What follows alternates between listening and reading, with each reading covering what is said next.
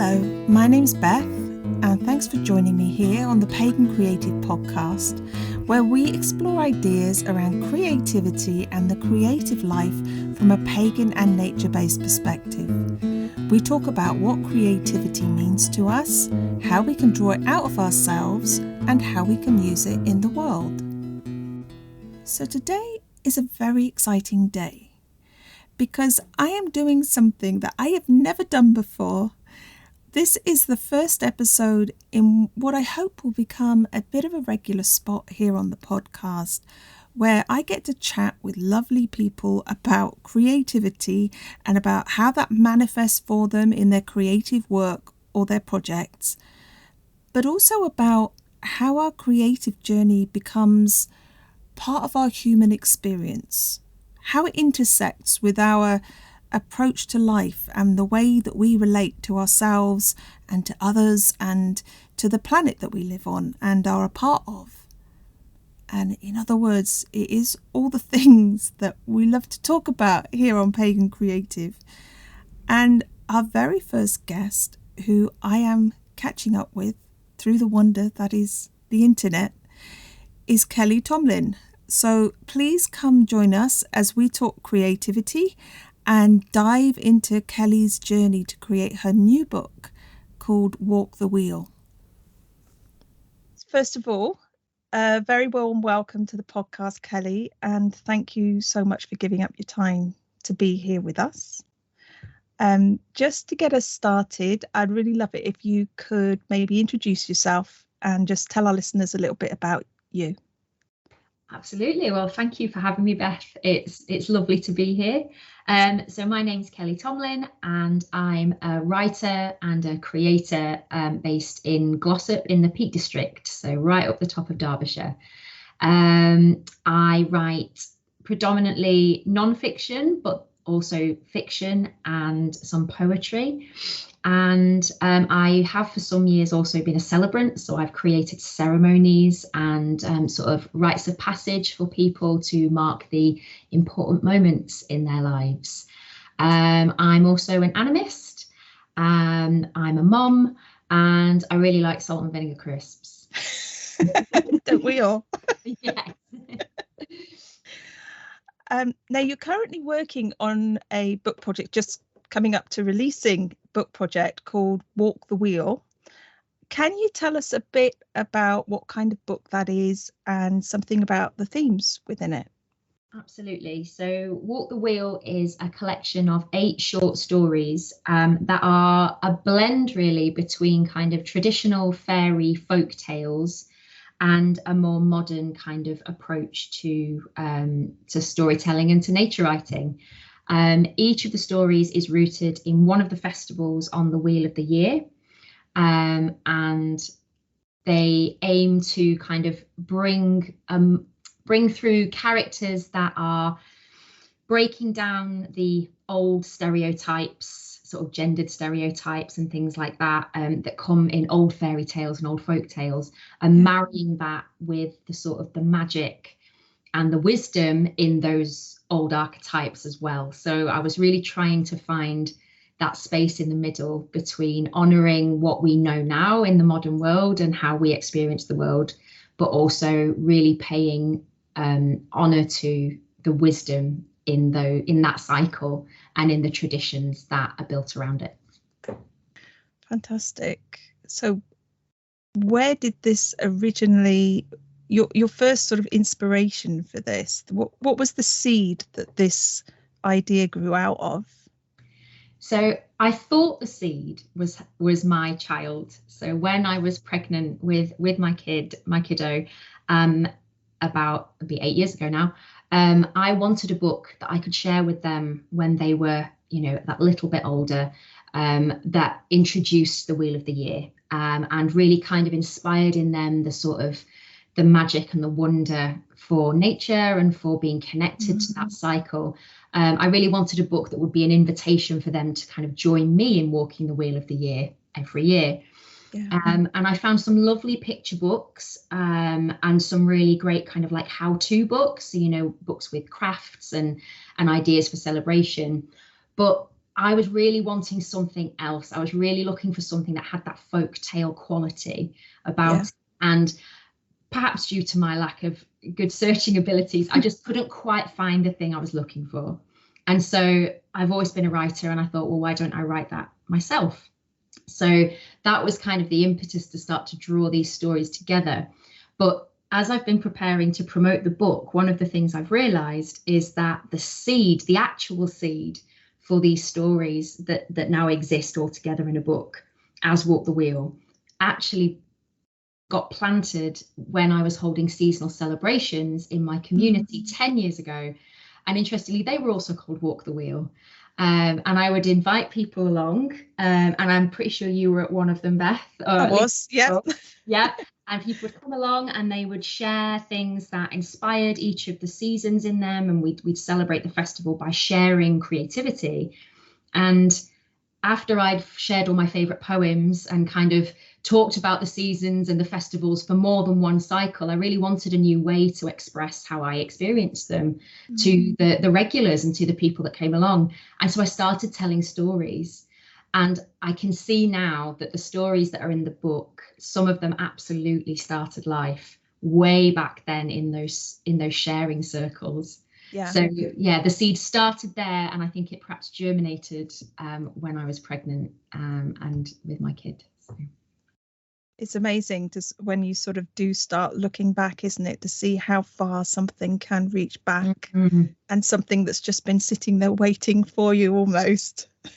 That's it. The roots go a lot deeper than you realise. There's surface roots, and then there's the tap root that's going way, way, way down. And it's lovely to know that there is a connection between those ceremonies and celebrations and what I've created now. The fact that they now feel like they don't just share a title, but they're part of a whole piece of work, of creation that I didn't even realise was going to be way back then. So yeah, it starts to almost seem more like the spiral where you kind of go around a circle, but it's not the end, it's continuing into another cycle. Yeah, exactly. Wonderful.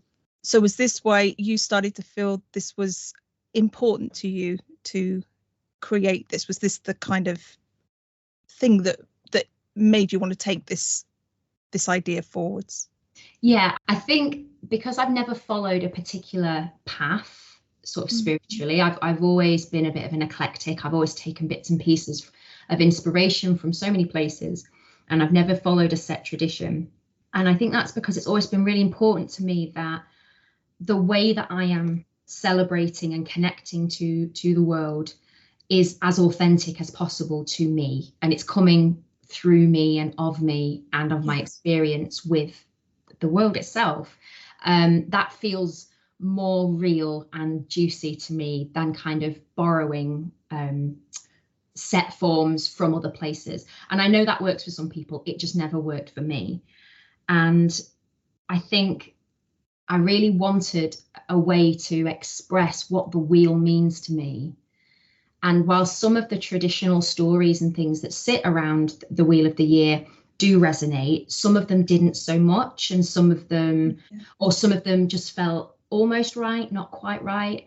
And so there was definitely a desire to put my version of the wheel on paper, even if I would only ever share it with my family. You know, it wasn't always, it was for a little while about sharing it with the world. And then that kind of changed. And it was like, I just want to be able to see it exist in front of me. And then the magic came when I shared these stories with other people and they started to see resonances too. And then I was like, oh, wow, maybe there's more to it than just my experience. And yeah, so it was about putting my felt experience of the wheel that was kind of present and up to date out in the world so that it could sit and play with and resonate with the older stories and the older traditions and be part of that canon, I guess, be part of that piece of creativity.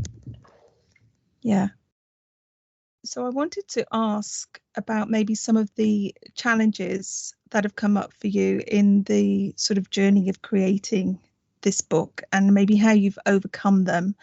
I think that everybody who takes on a sort of, especially a long-term creative project, will come up against some kind of challenge along the way, whether that is something that comes from inside them, or whether it is technology or resources or time management, just keeping that work-life balance in place.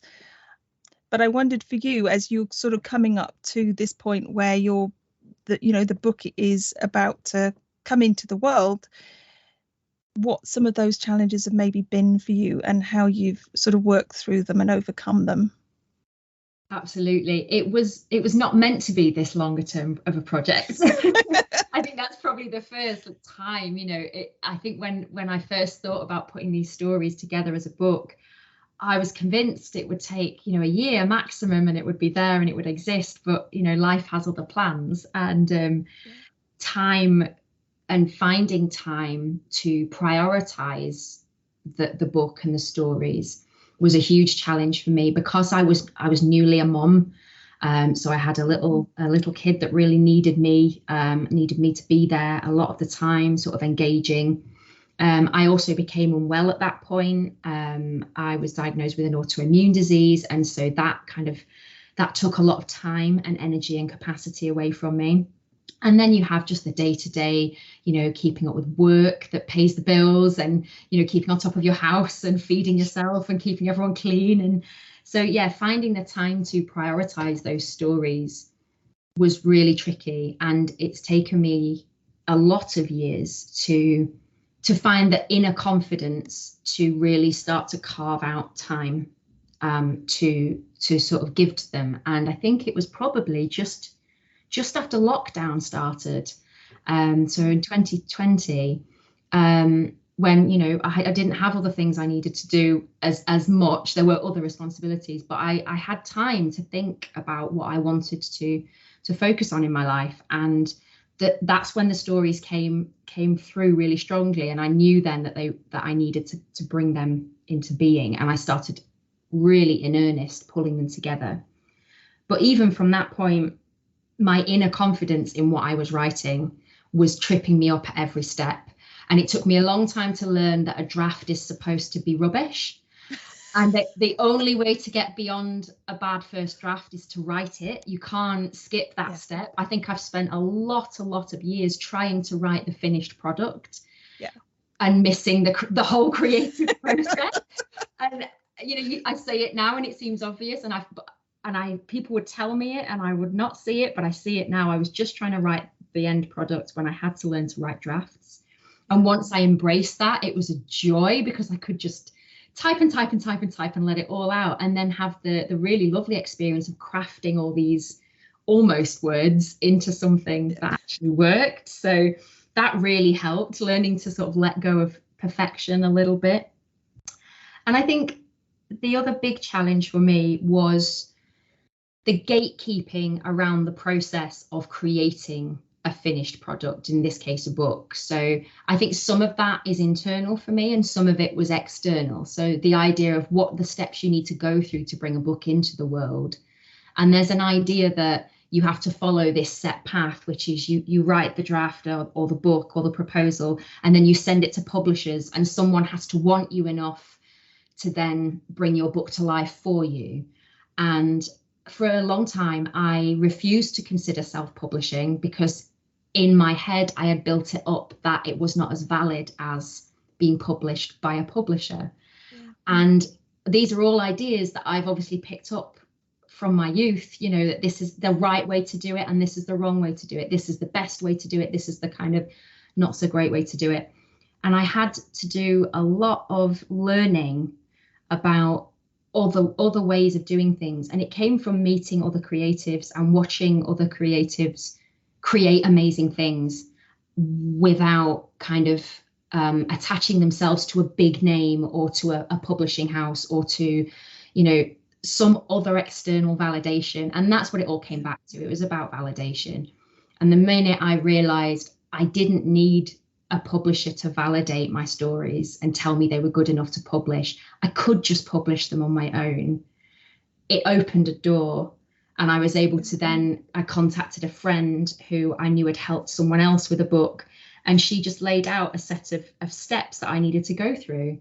And to see it there, the process just written down in black and white, I literally said to myself, why have I not done this sooner? There's a roadmap right here.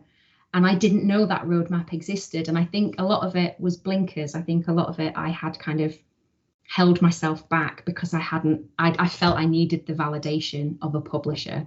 And the moment I let that drop, the map was there and I could just set off. And now here I am, almost at the end of the journey. So fantastic. Yeah, I think it's really interesting, those sort of ideas that we kind of take on about something has to be done in a particular way. And very often that's not true. It's something we've learned from somewhere that's just kind of, we've just internalized. But then, realizing that there is another route, there's another way. And I think you see it a lot with sort of musicians as well, independent musicians, and sort of that are creating and releasing original music and not going through these sort of the sort of industry routes. And I think it's one of the really great things about the modern world is that so many of these things have opened up to creatives in so many different disciplines, where you can have more sort of independence and more autonomy about what you are actually producing, and it can really be the thing you really want to produce. So amazing to have found that pathway through. I just wish it had happened earlier. I've spent years frozen waiting for that permission. And really, and I think, like you mentioned, the modern world, watching my child watch YouTube videos created by other young people that are just in their bedrooms. Weirdly, that was so inspiring to me, an adult person, sitting there thinking, I realizing that young person had done the thing that I had been stopping myself from doing for such a long time. And it's just having that confidence to just go, I don't need anyone else to validate this right now. And I've got the capacity. We have the tools. We're so lucky to live in an age where we have the tools to create and promote things ourselves. So exactly, it's really sort of empowering. Yeah, absolutely. Yeah. So on the flip side of challenges, I mean, obviously, I think you kind of woven some sort of supportive things into what you've said about how you've met those challenges. But was there anything else that you felt sort of was helping you and supporting you along this journey within your life? My family have really helped. Having my child there, watching them grow, and always having the voice in the back of my head that was like, this is the time to bring these stories to their life if you're going to do it. So there's been that little motivation there of like, I want this book to be with them. I want them to hold it in their hands. I want to read it to them at that time. And my husband's been hugely supportive. He has always seen the version of me that I aspire to be. He sees the version of me that can publish a book, and was always 100% kind of like, every time I sort of said, do you think I could? Do you think this might? It would always be a yes, yes, let's give it a go. Yes, let's try. And I think still walking the wheel every year, even when it's not been easy. We've all gone through some difficult years recently, and I've certainly felt my relationship with the turning of the seasons has changed a lot in the last sort of 5 years or so. And there's almost been a disconnect for me in some ways. And writing these stories was a way to almost write myself back onto that path. And it was a way for me to remember the magic of all of that had actually fallen away because of the stresses of modern life and daily life. By writing the stories, I was staying connected. I still had that one connection there, and I've been able to, and that has been really helpful in helping me rebuild a personal connection to the wheel and to walking the seasons. And so in a strange sort of roundabout way, they've supported each other. The book has supported my walking of the wheel and vice versa, I think. Yeah, I think it's an incredibly anchoring thing, isn't it? That that sort of cyclical structure. Yeah. Yeah, that's beautiful. When you look back and you see this sort of balance of challenges and things you've moved through, and alongside these things that have supported you and helped you, what are your big sort of takeaways from this journey? What do you feel that you have learned about you and about your creative process through this sort of journey of creating this book? Do you feel that it has changed you as an individual, or the way that you relate to yourself? Yes, I think particularly the last month or so, where I've really been pulling everything together since I really committed to the book, since the book became more than just a document on my computer, and I actually started telling other people about it and bringing in an illustrator and bringing in an editor. And since it became that, I have absolutely, it's changed who I am. It's given me a confidence that I didn't know was waiting kind of in the background. It's like I've actualized a part of myself that was just sort of really shadowy and amorphous until now.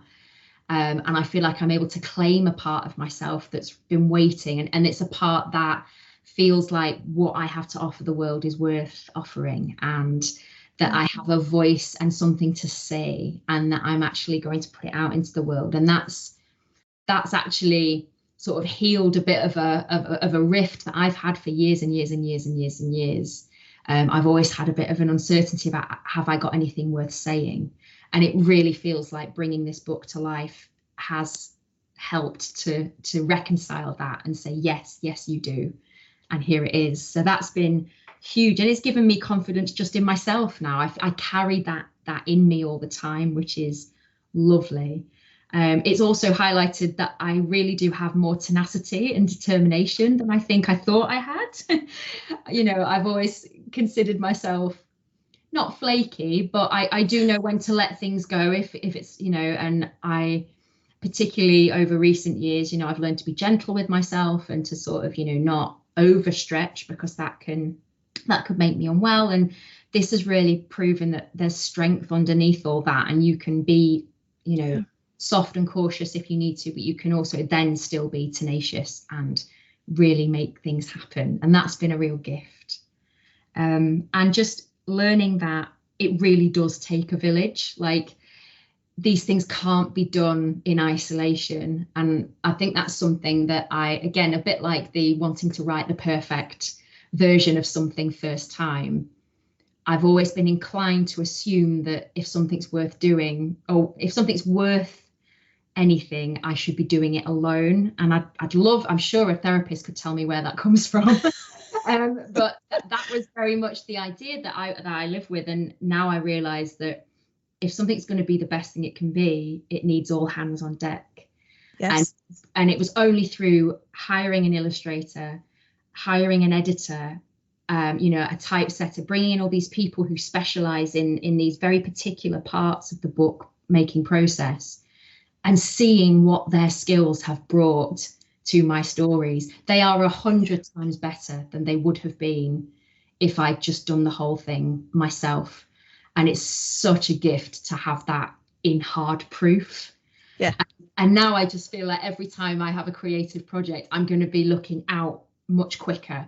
It's not going to be trying to get to a finish point and then bringing people in. It's like, right, who can help me from the get-go? Because creativity really is about collaboration, I think, in a lot of ways.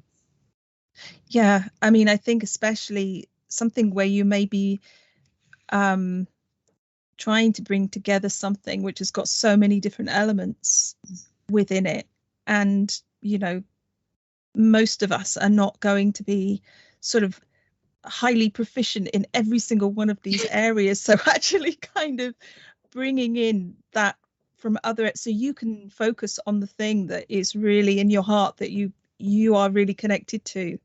Yeah, I completely agree. That sort of collaborative approach is so important. It's so good. Learning that, like letting myself accept exactly what you just said, which is that I don't have to be good at everything. I don't have to do all the bits. I can just focus on the part that I'm good at and bring other people in to support the rest. And it's been such a lovely lesson. And again, I think it will have repercussions in all elements of life, because again, I think we also think we have to carry the world, or I certainly do, I find myself in that mindset. And it's nice to be reminded that no, there are people there to help you, and you can let them help you. Yes. Better. Yeah. I mean, that just in a broader way, just as a life lesson is fantastic, isn't it? Exactly. Yeah. So when you all of this together, I mean, what do you feel overall within the bigger picture of your life that this book represents to you? I know you've sort of touched a little bit maybe on that in some of what you've said already, but do you have a sense of where this sits for you in your life and in your sort of personal creative journey? Yeah, it's definitely a milestone. It's definitely ticking off a big dream. One of the things that, from being a child, I have imagined achieving, and having the book in my hands when it comes back from the printer. I said, come home from the printer then. It does feel like it's coming home. Having it in my hands when it comes from the printer will be one of those moments where it absolutely feels like I am just, I've completed the level. I've achieved the thing. I've scored the goal. I've been given the reward, and that will be wonderful. But I think what's really interesting is, much like the Wheel of the Year itself, I think this ending of a process is also going to be the beginning of something else. Yes. I mean, from a very practical perspective, it will then be like me selling the book and sharing the book with other people, and hopefully taking the book out into the world and learning about how that works, and who I can pull in to help me achieve that part of it. And also I've had such lovely responses from the stories that I would really love to see there be maybe some kind of expanded collaboration that might sit around the book and be able to bring in other kind of creative mediums, and as ways to, and use the book as a way to sort of forward what is kind of at the heart of all of my creative practice, which is about opening up and engaging people with their relationship to the world and to more than human beings, and ensuring that there's a dialogue happening there. I would really like the book to sit in that space. And so while there will be the joy and the celebration of achieving something and bringing a process to an end, I'm hoping it will also be the beginning of a new journey for the book, going into other mediums, and maybe finding a new purpose as well. Amazing. I also want us to maybe touch on some of your other work as well. And in particular, there was a piece that you wrote for an anthology that was called Hawthorne Nan. And this was a piece that I really, really enjoyed. I found it so moving. And I wondered if you could tell us a bit more about that piece and what inspired you to choose that theme. Yeah, Hawthorne Nan is an essay that looks at my relationship with a particular hawthorn tree that is just at the edge of the village where I live. And through that relationship, I also wanted to explore my relationship with my nan, who is currently experiencing dementia. So she, since the lockdown, her kind of mental capacity deteriorated quite rapidly. And she ended up being moved into a home, and now she she doesn't have the awareness that she once did. And when Eleanor at Creative Countryside kind of put calls out for pictures for the Intrinsic anthology, she was really keen to have pieces that were it was quite broad. She wanted something that was inspired by the land or by nature. And I guess because the last few years, my real preoccupation when it comes to my personal spirituality and my experience in the world has been about connection and kinship, and sort of like my animism has been really coming to the fore, and that for me is the truest experience of kind of, you know, my faith, I suppose.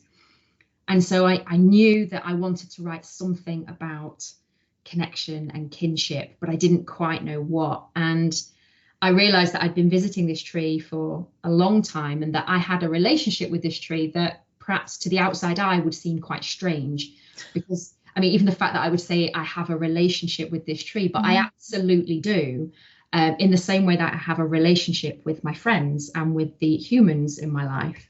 And I thought that would be a really fascinating little element to sort of put at the center of a piece of writing, to encourage readers to kind of, I guess, confront that idea that humans and not human beings can have relationship, and that relationship is not hierarchical in any way, and that both parties are kind of as equitable as possible in it. And also, and then I wanted to weave in my nan, because I also had a lot of grief at that time, and I was processing a lot of grief. And writing has always been a way for me to process the things in my life that are big and tricky, and I'm not quite sure what to do with them. And at the time, what was happening with my nan was very unwieldy inside me, and it was very sharp and painful, and I was feeling a lot of guilt and a lot of not really being able to reconcile myself with how the relationship was, because particularly like the isolation had kind of like impacted it so much. So I that's why I decided to put both of those things at the heart of that essay, because it felt like they could speak to one another. They were both about a really important relationship in my life, and I felt that by bringing my nan's the relationship I have with her alongside the relationship I have with the hawthorn, I guess I hoped that they would reflect off each other and really highlight that this relationship with the hawthorn tree is not just some side note. It's as valuable to me as a relationship with my loved one is. Yes. And I find that very, very relatable.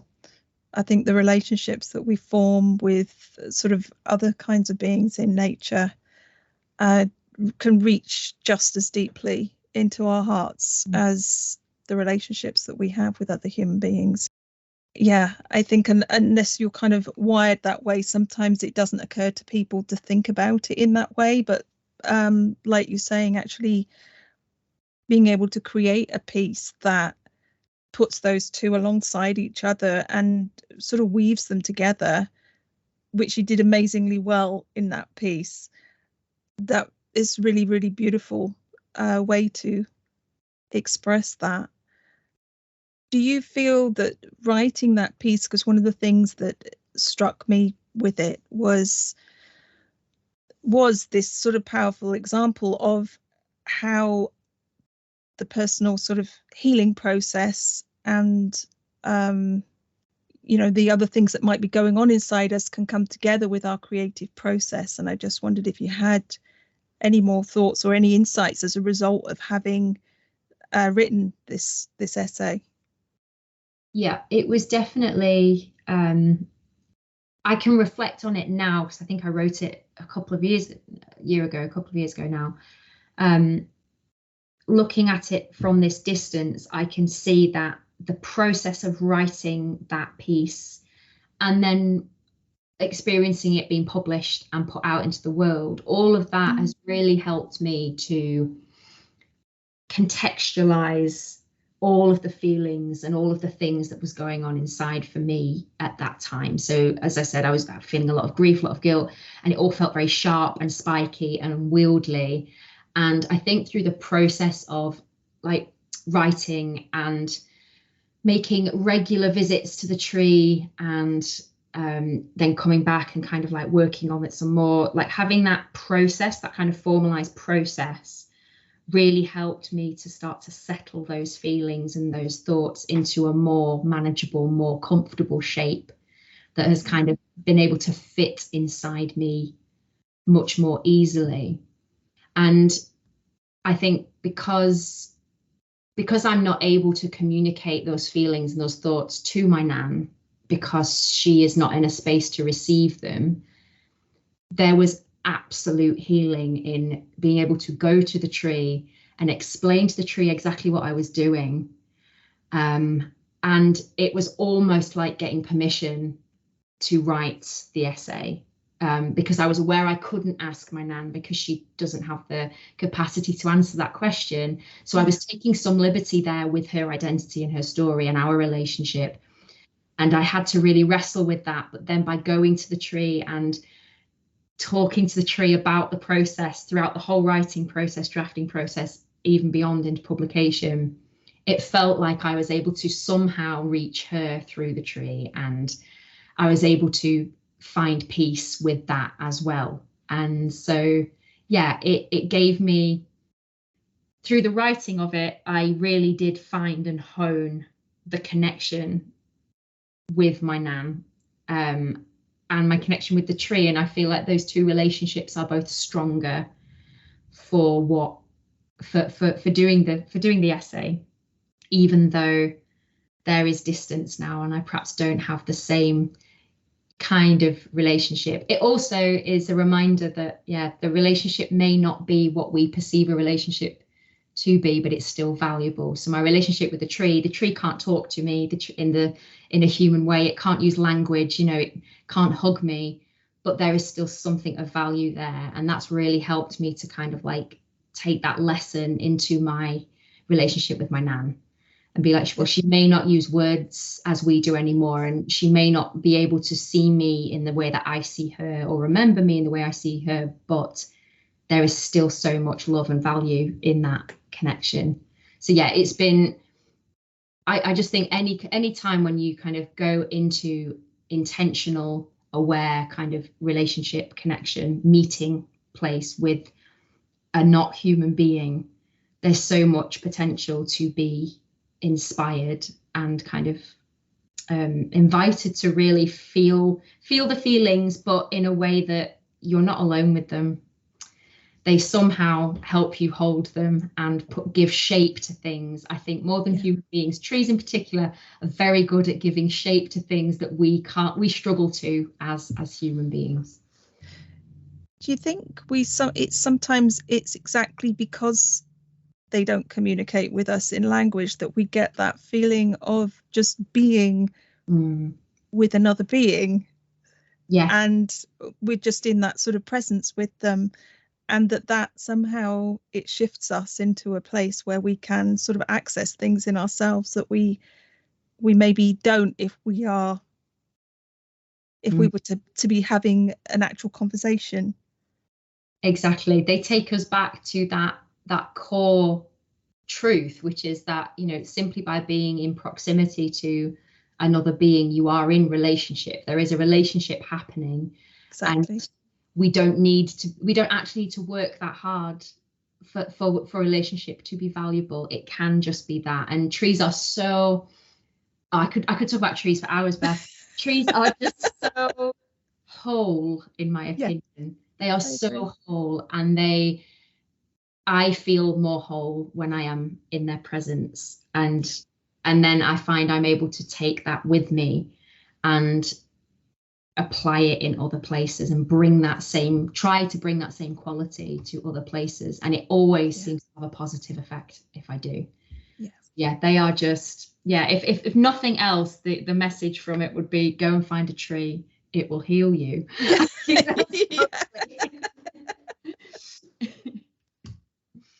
I mean, in terms of your kind of relationship with the land overall, how do you feel, not just in relationship to this essay, but how do you feel that influences your creative work and your creative process generally?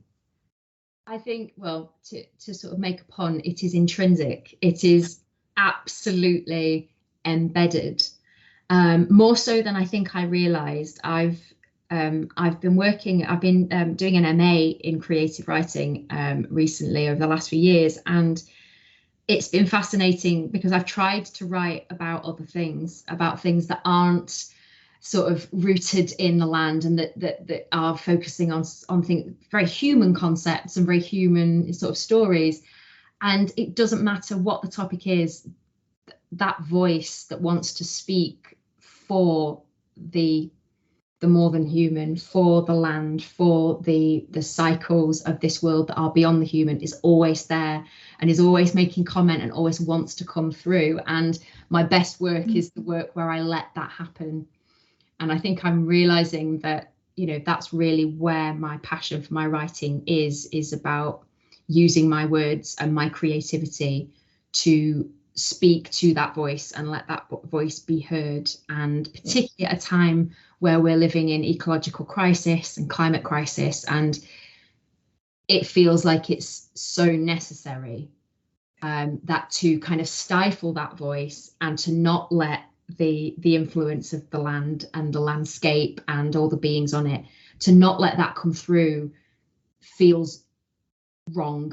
As it feels wrong inside me. It feels like it's compromising my integrity as a human, not as a writer, not as a, you know, anything like that, but just as a human. I really feel like that's what my writing is here to do. And that doesn't mean that all my writing has to be, you know, heavily activist, and it's not all sort of, you know, there's a place for all that writing. It doesn't mean that I want to write just about the horrors of what may be happening. It's that I want my writing to always be reflecting back and pointing back to this incredible planet that we all live on, and to that connection that we have to it. Because I think, because for me, that's the key there, is that connection. And we have to recognize that connection that we have. And so I don't think I could write anything where the land and things didn't come through. It's just sometimes it's more obvious than others. Yeah. No, it's, I think what you're saying, almost about giving a voice to the things that can't speak, the things that are being abused in our world, but have no voice that can speak in places where other humans will understand that. I think, you know, that's incredibly valuable and important. So I think as well, there are so many people that I think would be really open to understanding what that connection is. I think we all feel that connection as children. I think we all know it at some point in our lives, but I think for so many people, they just don't realize that connection is still there, and that it is a valuable and valid thing to be holding in your awareness all the time.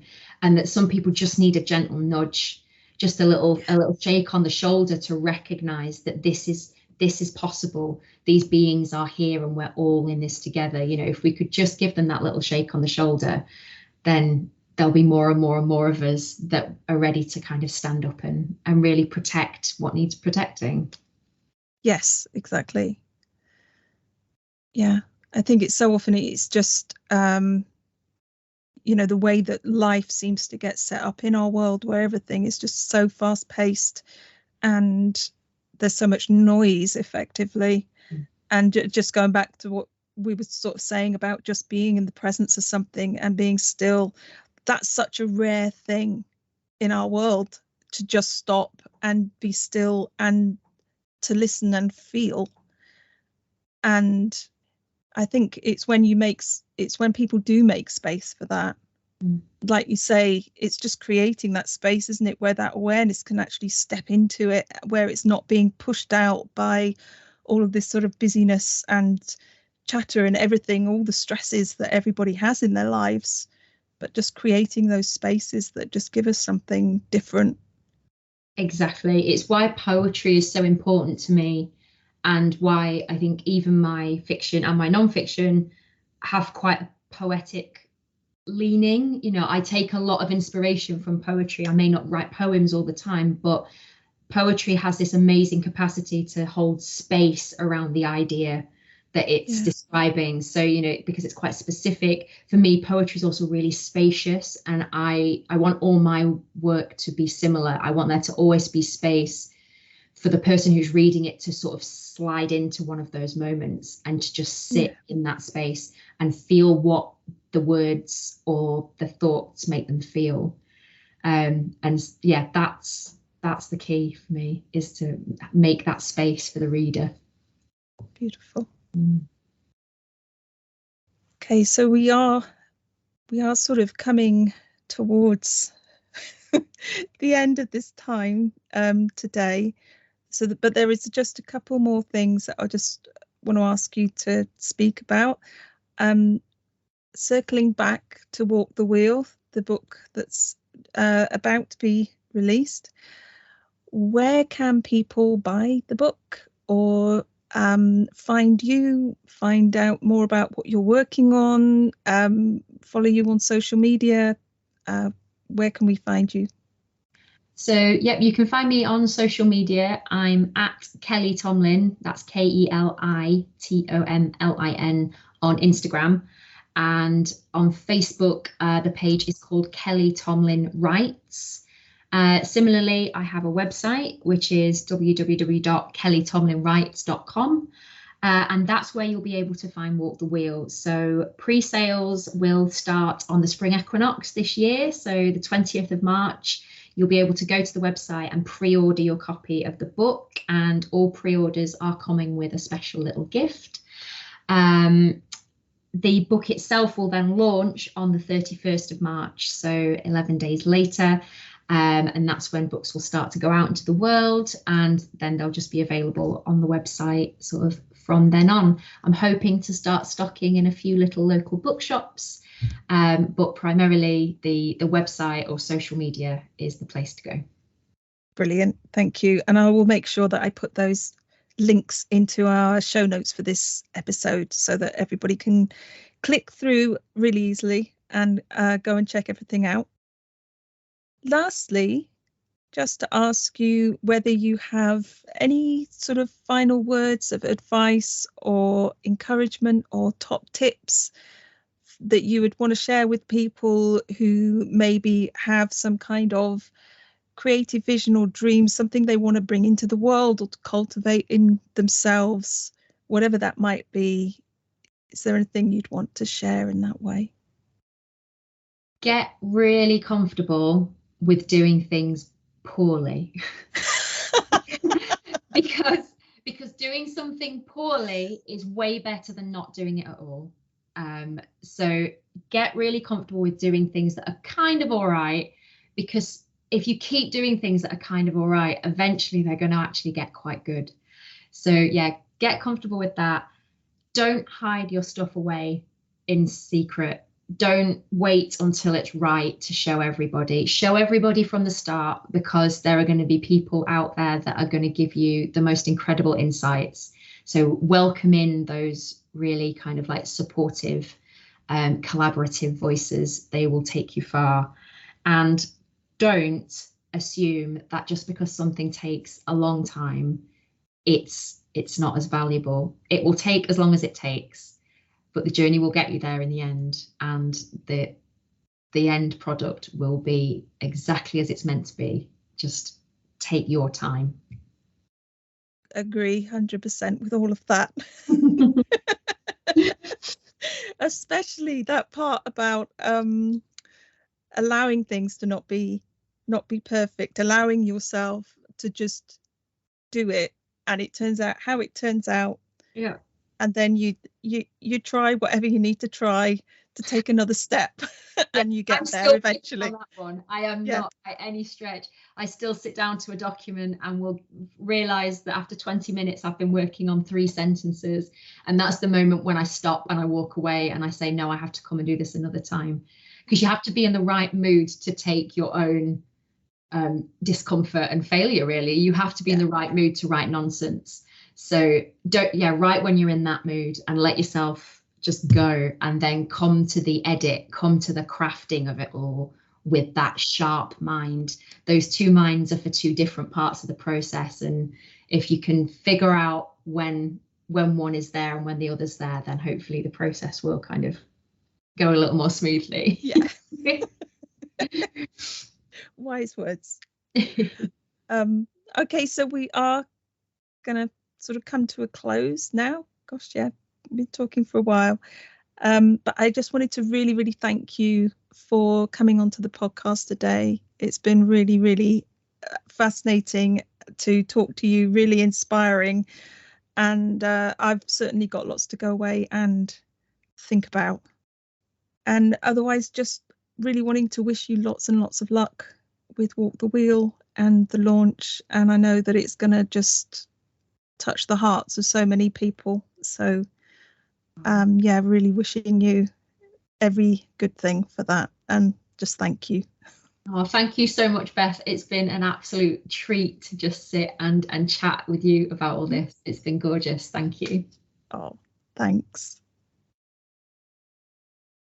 Well, I really hope that you've enjoyed this conversation as much as I have, and that you are feeling just as inspired and motivated and thoughtful as I am right now. Do go check out Keli's new book, Walk the Wheel, if you'd like to. Or if you'd like to keep up to date with Keli's work, then don't forget to check out her social media. You can find the links for all of those within the show notes for this episode. But for now, I will bring this space to a close. Thank you, as always, so very much for listening, and sending you so much love and so much beauty. Bye for now.